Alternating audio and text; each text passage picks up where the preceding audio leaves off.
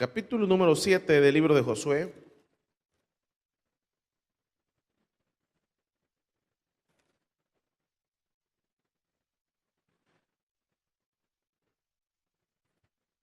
Cuando usted lo tenga, da un fuerte amén.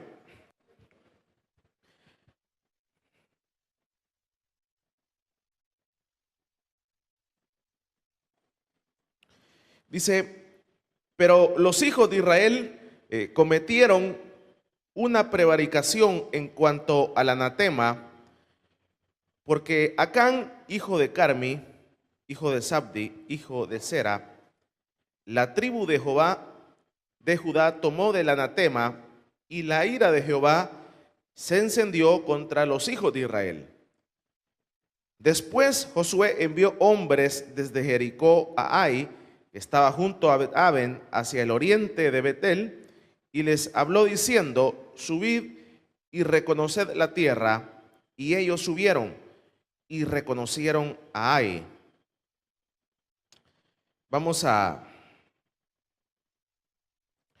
Dice, y volviendo a Josué dijeron: no suba todo el pueblo, sino suban como 2000 o 3000 hombres, y tomarán a Ai. No fatigues a todo el pueblo yendo ahí, porque son pocos. Y subieron allá del pueblo como 3000 hombres, los cuales huyeron delante de los de Ai. Y los de Ai mataron de ellos a unos 36 hombres, y los siguieron desde la puerta hasta Sebarim, y los derrotaron en la bajada, por lo cual el corazón del pueblo desfalleció y vino a ser como agua. Entonces Josué rompió sus vestidos, se postró en tierra sobre su rostro delante del arca de Jehová hasta caer la tarde, y los ancianos de Israel y echaron polvo sobre sus cabezas. Y Josué dijo: Señor Jehová, ¿por qué hiciste pasar este pueblo el Jordán para entregarnos en las manos de los amorreos para que nos destruyan? Versículo número 10, y dice: y Jehová dijo a Josué: levántate, ¿por qué postras así sobre tu rostro? Israel ha pecado y aún han quebrantado mi pacto que yo les mandé. Y también han tomado del anatema, que hasta han hurtado, han mentido, y aún lo han guardado entre sus enseres. Váyase al segundo libro de Crónicas,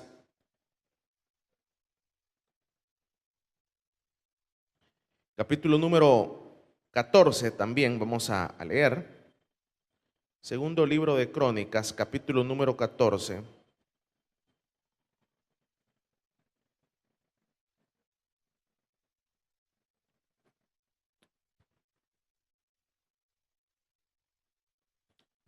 Ya lo tienen, hermanos.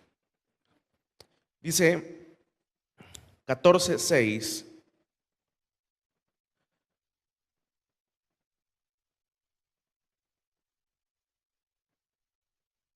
Y edificó ciudades fortificadas en Judá, por cuanto había paz en la tierra, y no había guerra contra él en aquellos tiempos, porque Jehová le había dado paz.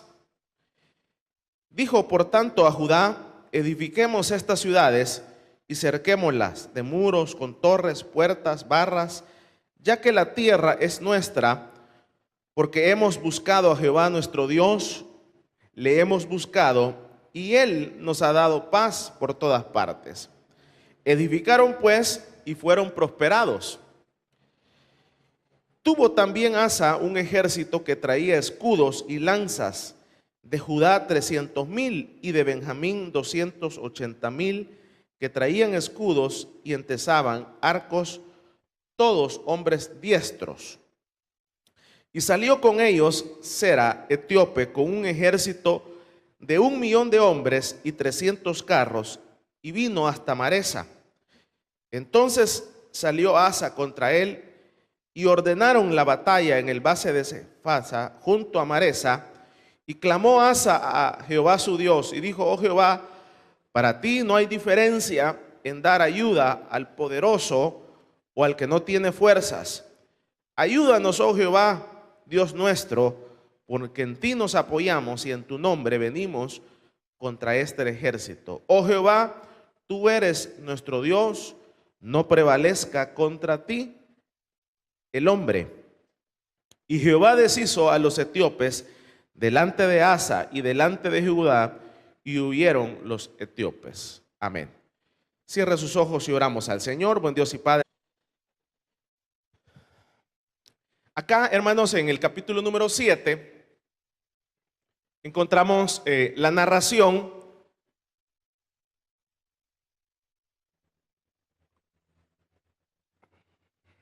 Vamos a hablar muy específicamente acerca de el secreto de una victoria. Muchas veces, queridos hermanos, encontramos acá en la palabra del Señor muchas realidades y verdades. Y en este capítulo número 7 del libro de Josué encontramos una situación en donde el pueblo del Señor se iba a enfrentar contra otro ejército, para que lo podamos entender.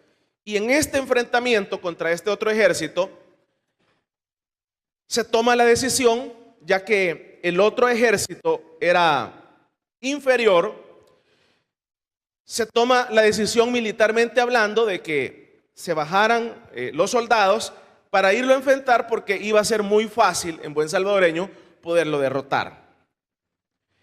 Pero ese era el plan, y la situación sale que el plan se da vuelta y sucede de que en vez de haber una victoria, los soldados que son enviados vienen con una derrota, y no solamente vienen con una derrota, sino que además hay muertos.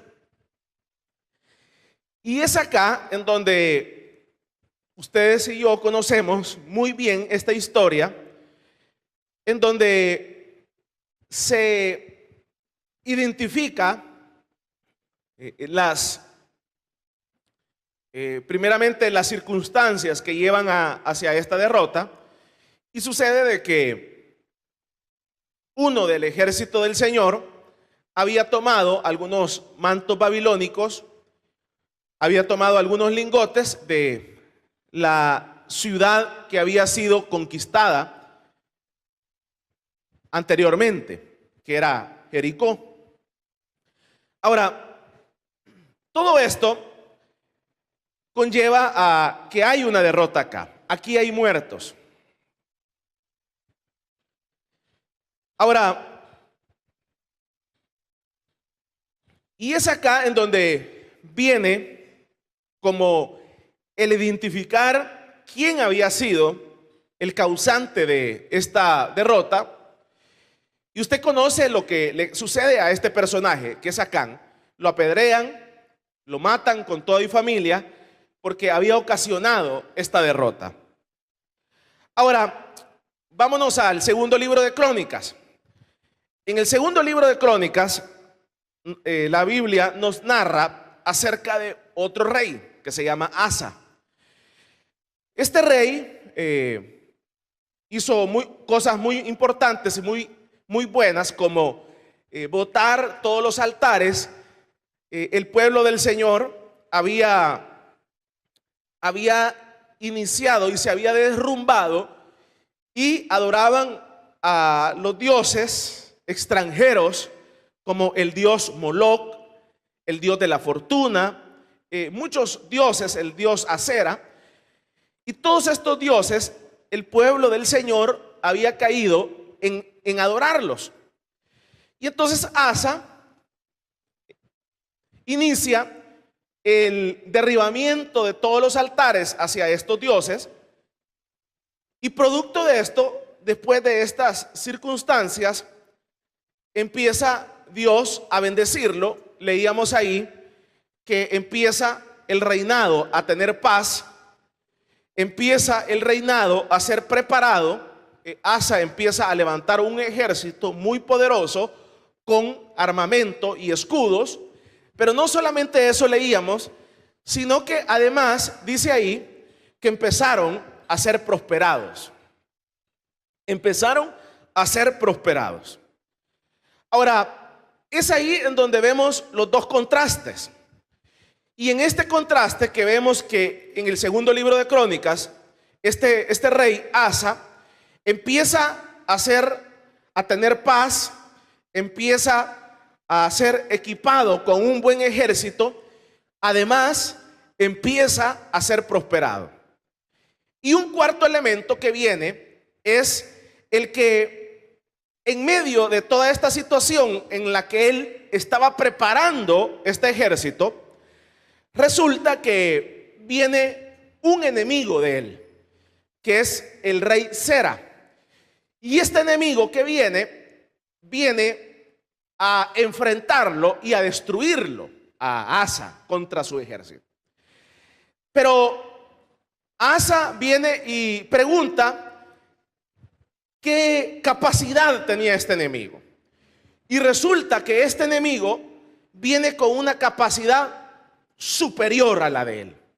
Leíamos ahí que dice que el ejército de Asa se componía aproximadamente de unos 300,000 hombres.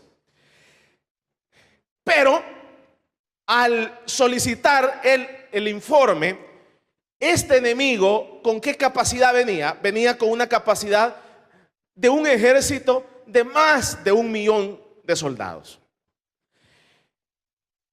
Y encontramos que en medio de esa guerra y en medio de esa situación, Asa se deposita en las manos del Señor. Y usted escucha en un versículo una frase muy importante que dice: Señor, para ti no hay diferencia entre el débil y el poderoso. Eres tú, Señor, el que da la victoria. Y es ahí en donde Asa experimenta un milagro, y el milagro que experimenta es que a pesar de que aquel ejército de Sera, rey de los etíopes, venía con 1,000,000 de personas, de soldados, perdón, a pesar de esa capacidad bélica que traía, Asa sale triunfante en medio de esa guerra. Y sale triunfante porque es el Señor el que hace que en ese momento ese ejército se confunda y haya una victoria para este rey llamado Asa. Entonces el Señor no solamente le da a Asa paz, equipamiento de un buen ejército, prosperidad, la unión de su ejército, el equipamiento de su ejército, prosperidad, sino que además cuando viene este rey con más de 1,000,000 de soldados a enfrentarlo, Dios milagrosamente hace que este ejército entre en una confusión y este ejército sale derrotado, y por consiguiente Asa sale victorioso de esta guerra a pesar de estar en desventaja. Vamos a darle un fuerte aplauso pues al Señor esta mañana. Ahora, queridos hermanos, hoy contemporáneamente este tipo de narraciones o circunstancias que estamos hablando específicamente esta mañana, no se le da importancia, no se le da la importancia. Porque ahora vivimos en una sociedad en donde lo que tiene importancia es la capacidad humana. Vivimos en una sociedad en donde se ha creado una torre de Babel. Y entonces lo que tiene importancia es la torre que nosotros edifiquemos. Y entre la torre sea más alta, y entre la torre tenga mayores chongas y mayor equipamiento tendremos mejores victorias. Y eso es lo que el mundo, el sistema nos predica y nos inculca y nos marca, a tal grado que ya llevamos algunas generaciones, muchas generaciones, en donde yo lo he ejemplificado, en donde hay muchas generaciones en donde la generación de la posguerra, a partir de los 90s, nos vendieron la idea de que si nosotros estudiábamos, el estudiar nos iba a dar una ventaja que es muy buena. Con esto no estoy diciendo que no estudie, pero nos hicieron creer por muchos años, y hubo una ola de universidades hasta llegar a 30 universidades acá en el país, en donde se nos hizo creer de que si nosotros estudiábamos íbamos a tener un buen ingreso. Pero lo más triste de esta situación es que muchos estudiaron con ese propósito y dijeron: yo voy a estudiar esta carrera porque de esta carrera voy a ganar mucho dinero. Y ese fue el propósito inicial de el haber estudiado.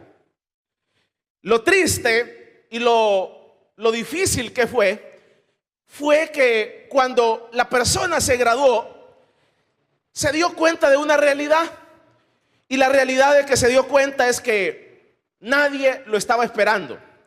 Ninguna empresa del país estaba esperándolo para darle un buen salario.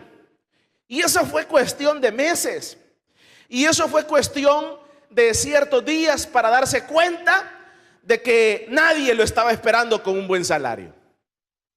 Y entonces muchas veces, muchos jóvenes lo que hicieron fue: entonces lo que necesitamos es una maestría. Y fueron y sacaron una maestría y siguieron dándose cuenta de que ninguna empresa estaba esperándolos para darles un buen trabajo y darles un buen salario. Y lo más grave de todo es que muchos fueron a sacar un crédito estudiantil. Fueron a sacar un crédito estudiantil para poder estudiar.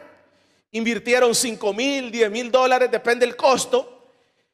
Y a estas alturas no lo han podido pagar. Ya 5 o 10 años después de haber hecho esa inversión de $5,000 a $10,000 en su estudio, creyendo que aquello les iba a dar un buen resultado. Y muchos de ellos tuvieron que emigrar a Estados Unidos. Muchos de ellos tuvieron que moverse de ese campo.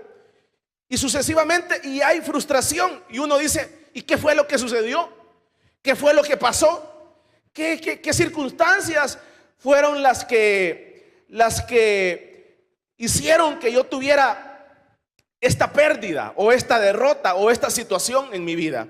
Porque es frustrante el ir a un banco, agarrar $10,000, endeudarse para sacar una carrera, como muchos lo hacen, debido a que no tienen el apoyo de sus padres, y estar pagando intereses de eso. Y no solamente eso, sino que no poder ni tan siquiera pagarlo. Y entonces hay una frustración y uno dice: ¿y qué pasa? ¿Qué fue lo que estuvo mal? Y entonces muchas veces lo que sucede es que le echamos la culpa al gobierno. Y muchas veces hemos descargado con los gobiernos. Muchas veces hemos descargado con el país, que no hay oportunidades. Y muchas veces hemos descargado con las cosas exteriores para justificar nuestras situaciones que nos traen frustración a la vida. Vamos a darle un fuerte aplauso pues al Señor esta mañana. Y entonces no le encontramos salida y no le encontramos una respuesta a las situaciones a las cuales nos enfrentamos a diario. Ahora,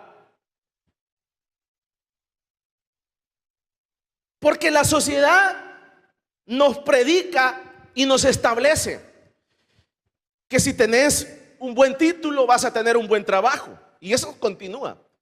Que si tenés una buena maestría vas a tener un buen trabajo, vas a tener un buen ingreso. Pero como le menciono, eso es cuestión de años o de días para que la persona se dé cuenta que eso no es una realidad. Para algunos será una realidad, pero para otros no. Y entonces, ¿qué es lo que pasa? Lo que pasa es que se pierde el propósito inicial. El propósito inicial nunca debe de ser el tener ingresos. O sea, si usted estudió para medicina, si usted estudió para el área en la cual usted estudió, no importa cuál sea, jamás usted debió haber iniciado a estudiar con la gana de hacerse millonario de eso o tener muy buenos ingresos. Y ese fue el mal propósito desde el momento en que usted inició. Y esa es la causa por la cual ha habido derrota en ese proyecto en su vida. Porque todo usted lo mide en base a los ingresos. Todo usted lo mide en base a lo que va a ganar. Y eso es un error, porque el propósito inicial jamás debió haber sido eso. El propósito inicial siempre debió haber sido el poder servir a los seres humanos. El médico, ya médico que estudió medicina, el estudiante, un día yo voy a estudiar para poder dar buenas recetas, esto y lo otro, porque la salud es cara. Yo quiero contribuir con mi país, quiero contribuir con el prójimo. Y entonces cuando se inicia un proyecto basado en ese propósito, todo cambia, hermanos, todo cambia. Y entonces hay victoria. Pero cuando se inicia el propósito basado en lo que vamos a recibir, entonces desde ese momento el proyecto está derrotado, hay fracaso. Fíjense que paradójico, ahí en Antiguo Cucatlán hay un médico y un doctor muy conocido y muy famoso, ahí en la esquina, a la par del cine colonial específicamente. Y yo siempre he admirado a este doctor, porque a pesar de que está en una de las mejores zonas del país, en Antiguo Cucatlán, y a pesar de que en esa zona se puede cobrar $40 por consulta, ¿sabe lo que hace él? Cobra $5. Y no solamente cobra $5, sino que usted va y tiene una vocación de servicio y usted sale con un gran poco de medicina. Y usted dice, ¿qué ganó este doctor con estos $5? Y no solamente estos $5 si él mismo me regala la medicina. Mire, son colas. Usted tiene que llegar tempranito porque son colas. Pero qué paradójico, ¿verdad? Y aquí en Soyapango no hay nadie que cobre $3 ni 5, donde estamos la descalza. O sea, qué paradójico, ¿verdad? Que en todo Soyapango alguien no ha estudiado medicina y pueda decir, mire, yo quiero ayudar, porque yo sé que la medicina es cara, 30, 40 pesos, una consulta de un especialista. Yo quiero ayudar a la gente de aquí de Soyapango, voy a cobrar $3. No, la mentalidad es voy a cobrar 40 porque de eso voy a hacer una casa y esto y esto y esto otro. Perdiste el propósito inicial, te perdiste. Y por eso es que hay derrota en tu vida. Vamos a darle un fuerte aplauso pues al Señor. Te perdiste. Y es acá en donde el ser humano, queridos hermanos, en el inicio, para que lo entendamos así, el ser humano, Dios le diseñó, Dios hubo un diseño inicial para el ser humano. Y el diseño inicial y el propósito inicial del ser humano fue que fuera eterno.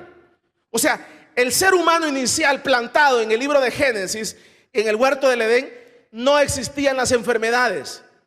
Le quiero decir esto, las enfermedades surgieron después. La muerte no existía. Por eso es que nos resistimos a morir. Porque nuestro diseño original, fuimos edificados y fuimos construidos para ser eternos. Nuestro diseño original fue para que en nosotros no hubiera pecado. Nuestro diseño original fue que nosotros no tuviéramos enfermedades. Nuestro diseño original fue para que en nosotros no hubiera muerte.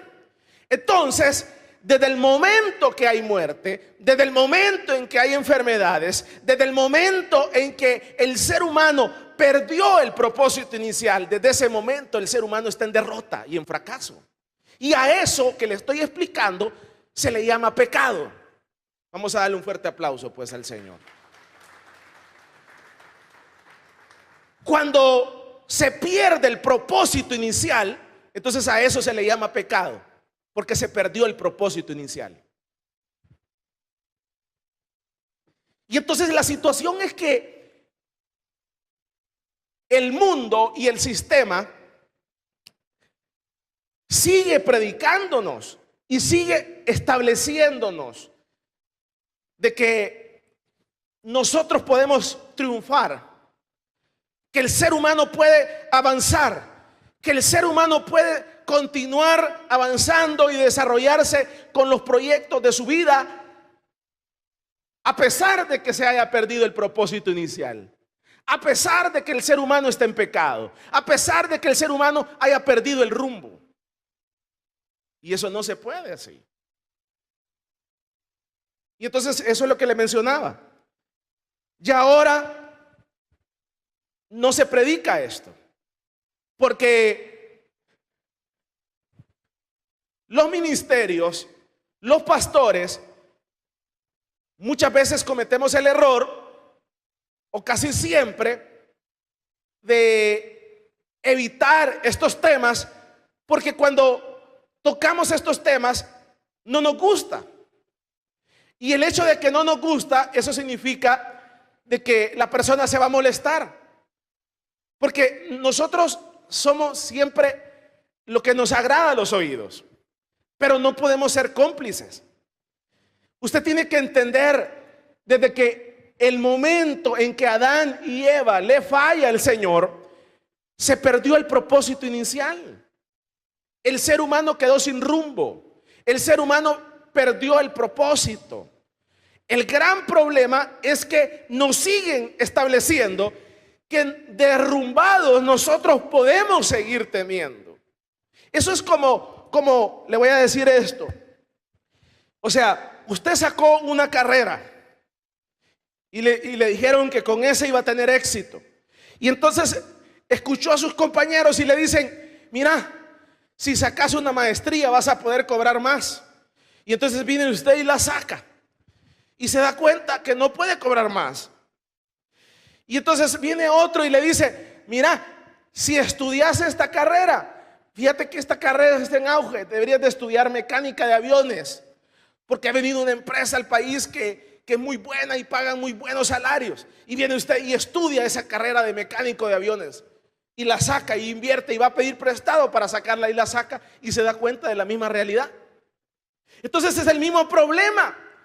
O sea, nos siguen predicando, el sistema nos sigue predicando de que en las condiciones que nosotros estamos solo es cuestión de agregarle más, de agregarle más, de agregarle otra carrera, de seguir avanzando, porque si sos perseverante, si sos triunfador, si sos perseverante en lo que estás haciendo y alcanzás aquello, ya vas a ver que lo vas a alcanzar.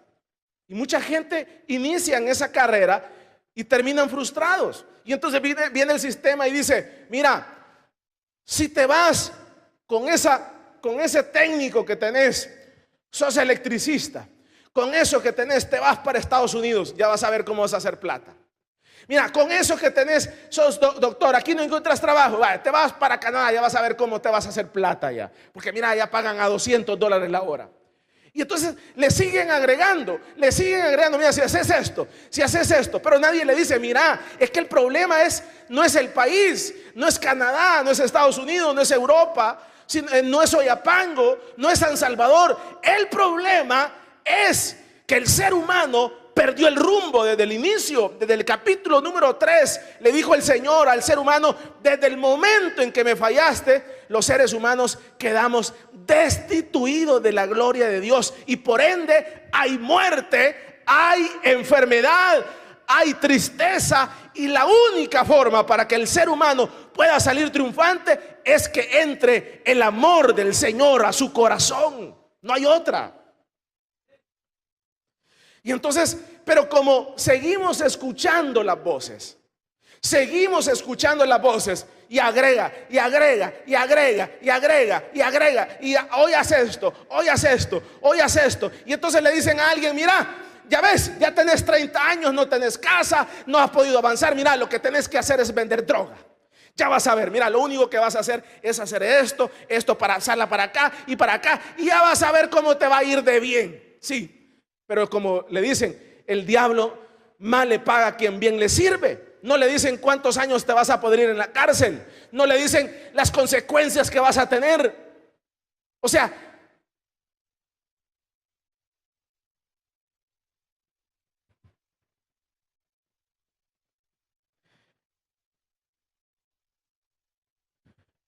escuchaba un testimonio de una persona que le ofrecieron esto hace algunos años y me narraba él su testimonio y me dice, y decía él, mire, ahí en la frontera esto es bien común. Llegan unas grandes camionetas, Land Cruiser, y le dicen, mira, pásame esto para el otro lado y te vamos a dar $5,000. El otro lado. Y entonces me dice él en su testimonio, me dice, mire hermano, el que no sabe, me dice, solo a caer va, me dice. Y entonces vienen los tipos y le dan los $5,000, le dan el paquete y viene usted de bobito, me dice, y lo pasa. La primera vez, me dice, la primera vez no pasa nada y usted bien contento. La segunda vez lo vuelve a hacer. Mire hermano, me dice, pero lo más chistoso de esto, me dice, y el que no sabe, me dice, a mí me da tristeza cómo los agarran, me dice. Y entonces después me dice de que ya están habituados y les dan. Entonces lo que hacen ellos mismos, hermanos, ellos mismos llaman a la policía y le dicen, mire, el carro, por eso es que usted no se ha dado cuenta que casualmente que cabalito agarran el carro que lo llevaba, el lugar en donde lo llevaba, o sea, solo pararon el carro y ya encontraron todo. Y entonces me dice, ellos mismos llaman, mire, el carro placas tal, el camión tal, lleva tanto, porque ellos me dicen, por allá van a pasar el gran cargamento, me dice. Y usted solo sirvió de tontón para que pasara, lo condenen y nos vemos, porque ellos ya le pagaron su parte. Y así me dice, he visto durante 20 años, me dice, este operar, me dice. Y es triste cómo condenan a la gente, me dice, y nadie puede hacer nada porque esos $5,000 que puede alcanzar para un abogado. Porque el sistema sigue estableciendo que si te vas para Estados Unidos, si haces esto, y cada vez hay una nueva, y hay una nueva, y hay una nueva, si haces esto. No, es que el problema es que el ser humano perdió el propósito inicial. Y estamos en pecado por omisión o pecado federal.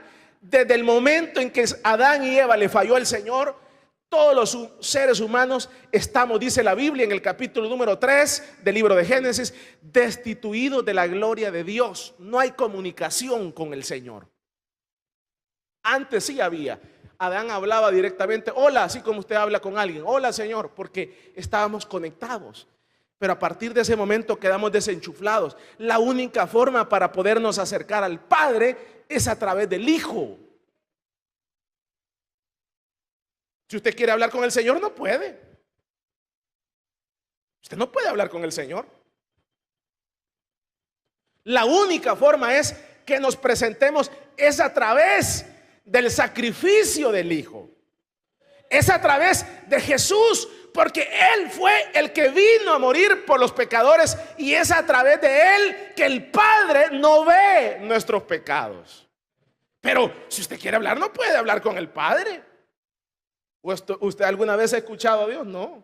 Es a través, por fe del Hijo, que nos acercamos confiadamente al trono. Porque Satanás llega y dice, mira, este está destituido de la gloria de Dios. Pero viene el Hijo y dice, sí, está destituido, pero yo pagué por sus pecados y ahora puede tener acceso al Padre. Y por eso es que el Señor nos escucha, porque tenemos acceso a través del libertador de los seres humanos, que es el Hijo de Dios.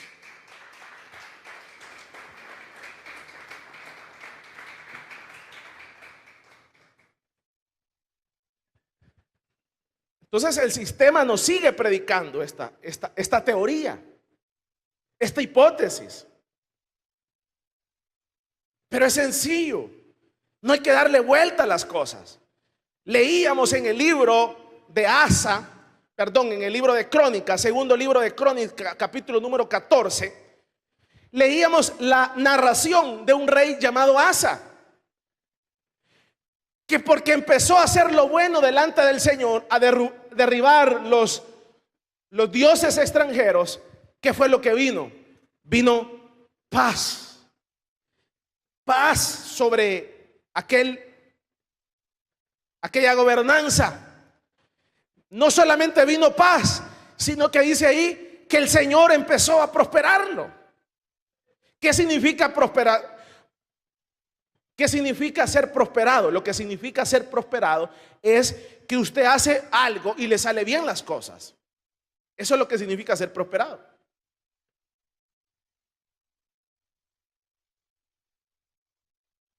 Yo siempre lo he ejemplificado así.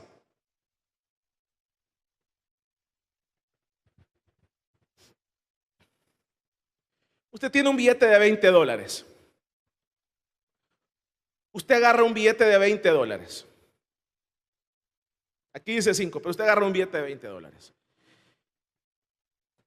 y lo pone así sobre una mesa y lo ve y le dice: Señor,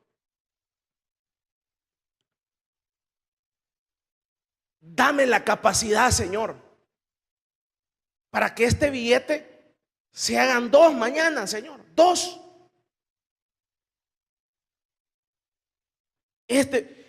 Si a usted logra hacer que ese billete, es que no le estoy hablando de $1,000, no le estoy hablando de 500, ni de 10,000, le estoy hablando de un billete de 20. Usted le dice: Señor, yo quiero tener la capacidad que este billete se multiplique para mañana en otro de a 20. Entonces usted tiene $40. Y usted vuelve a orarle al Señor: Señor, yo quiero tener la capacidad que este billete se vuelva a multiplicar por otro de a 20. Si usted logra hacer 30 oraciones en el mes por el mismo billete de a 20, sin agregarle más, usted tiene 20 por 30, usted tiene $620 en el mes.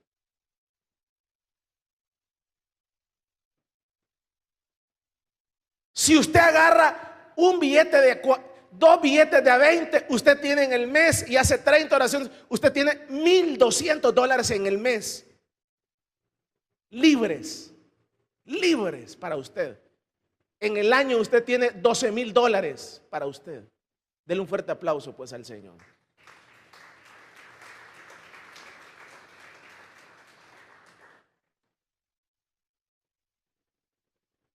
Tan sencillo como 2 billetes de a $20. Pero estamos, como decimos en buen salvadoreño, como me decía un profesor: sos tan topado, me decía. Estamos tan topados de la mente que no nos fluye nada, hermanos, nada. Nada.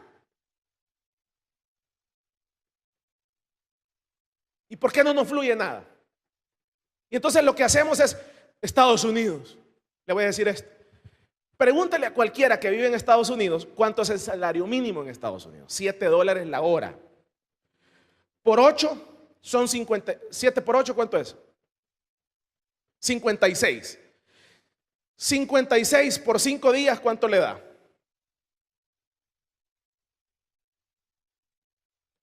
$250, $300 a la semana.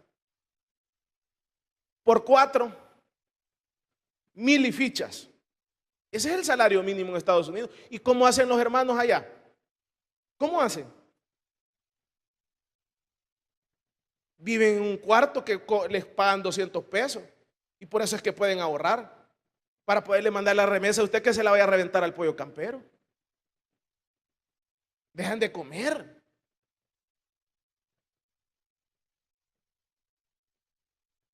Porque el alquiler de una casa ahí en Houston, que es barato, no le baja de unos $1,000. Casa, condominio, en el mes. Y entonces la gente dice: no, me voy a ir para... Es que no es Estados Unidos, hermano. No es Europa. Con esto no le estoy diciendo que no se vaya. Lo que le estoy diciendo es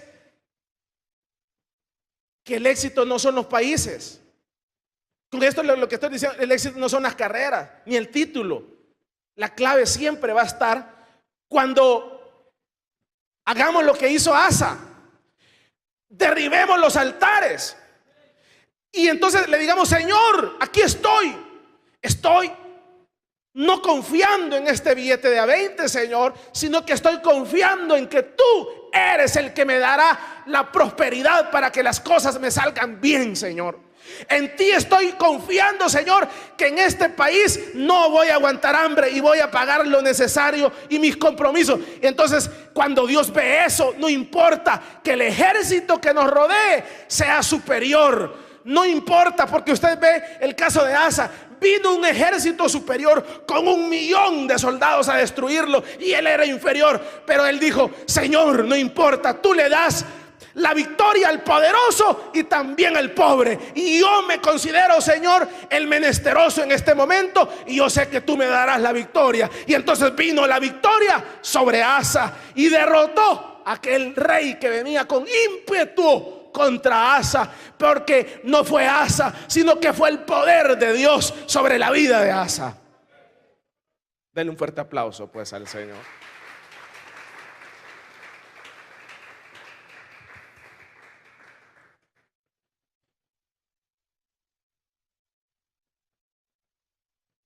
Pero es que, hermano, no me fluye nada. Pero es que, hermano, mire, ¿qué pasa? ¿Qué sucede?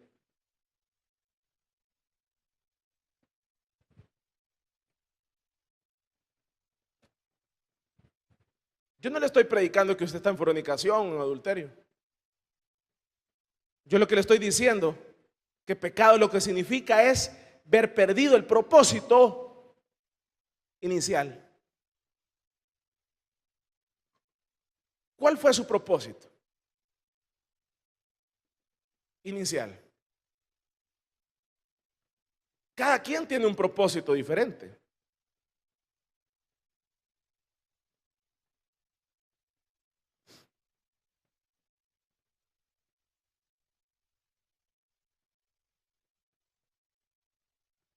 Pregunte, ¿cuál fue el propósito inicial?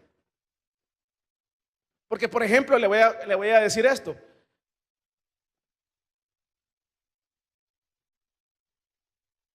Hay muchos padres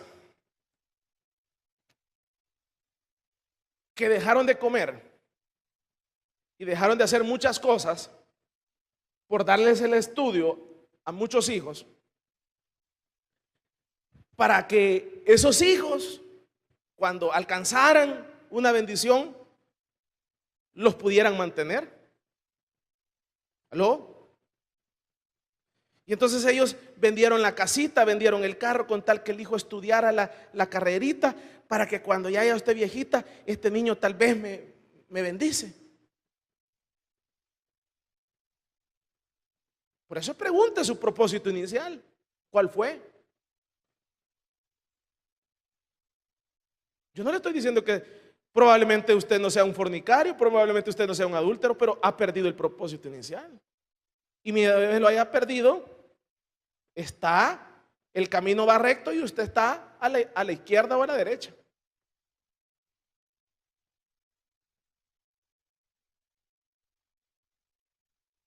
¿Cuál fue el propósito inicial?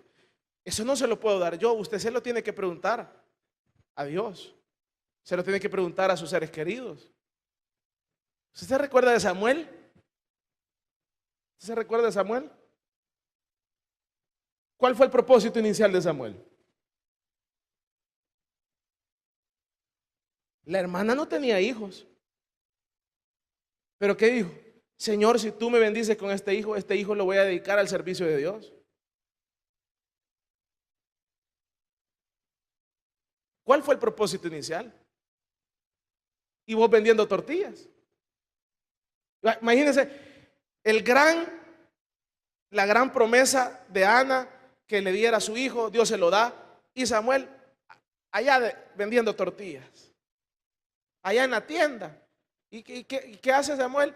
Ha puesto una tienda allá por el barrio no sé dónde. El gran hermano Samuel. Pero Samuel el propósito de él fue eso. ¿Aló? El propósito de Samuel, ¿cuál fue? No lo pidió él, sino que la mamá dijo: Señor, que este niño nazca, y lo fue a entregar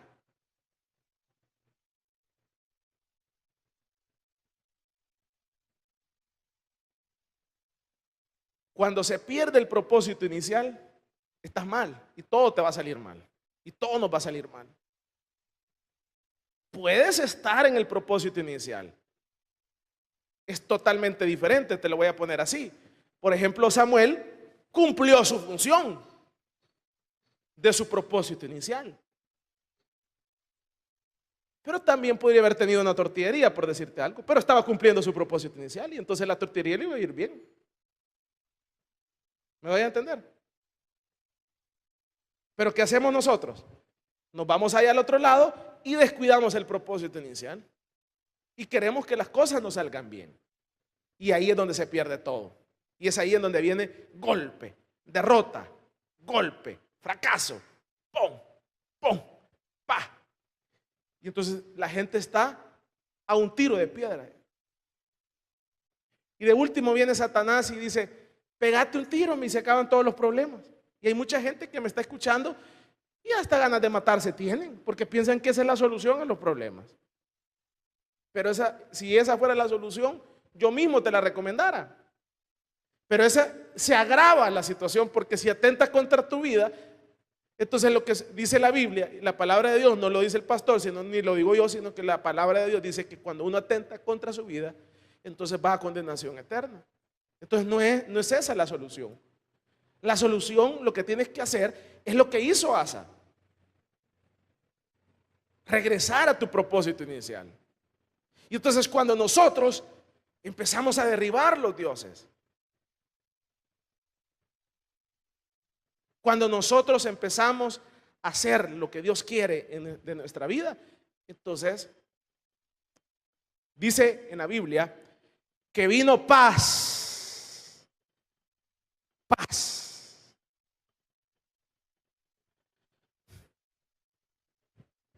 Vino paz. ¿Qué más dice la Biblia?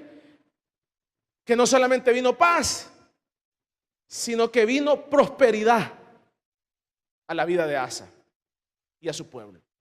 Y no solamente eso, sino que Dios lo empezó a entrenar con un ejército con buenos escudos y buen armamento. Pero de ahí vino un rey superior con 1,000,000 de soldados. Y él se vio inferior y dijo, está bien, no importa que yo tuviera más o tuviera menos, Señor, tú eres el que das la victoria. Y vino la victoria sobre Asa. Esa es toda la diferencia. El mundo siempre te va a establecer que es dando más. Pero no es así. Es regresando al propósito que Dios tiene para nuestra vida. ¿Cuánta destrucción hacen las drogas? Es que mire, hermano, me he perdido en las drogas, me he perdido en las adicciones. Lo que tienes que hacer es regresar al propósito inicial. Porque cuando regresas a este propósito inicial, va a haber paz en tu vida. Mire, una de las cosas más sabrosas que puede haber es tener paz. Saber de que usted probablemente no tenga pero ni $1 en la bolsa, pero hay en su interior una paz, una convicción, una certeza de que usted no tiene nada en la bolsa. Pero oiga bien esto, pero no va a dejar de comer pollo en el almuerzo. Eso es rico. ¿Cuántos lo han experimentado eso? Que usted no tiene nada en la bolsa, pero usted sabe que va a ir a cenar pupusas hoy en la noche. Bien contradictorio, ¿verdad? Que usted no tiene nada en la bolsa, pero que usted va a ir a comer y no va a dejar de comer. Eso se llama paz, y eso solamente lo puede hacer el Señor. Que usted puede estar endeudado y llamándole al cobrador, pero y usted le hace así, no ve nada, pero usted está tranquilo porque usted sabe que el día de mañana usted va a vender, y cuando venda usted va a llamar al cobrador y le va a decir: aquí está su pisto y sus intereses, señor, así que no me ande volviendo a llamar, porque y es más, aquí está una propina por venirme a cobrar. Usted tiene una paz porque usted sabe que su vida no depende de sus acciones, sino que su vida está depositada en las manos del Dios Todopoderoso, que no ha dejado que ninguno de sus hijos perezca por falta de pan. Eso solo se puede experimentar cuando estamos en el propósito de Dios.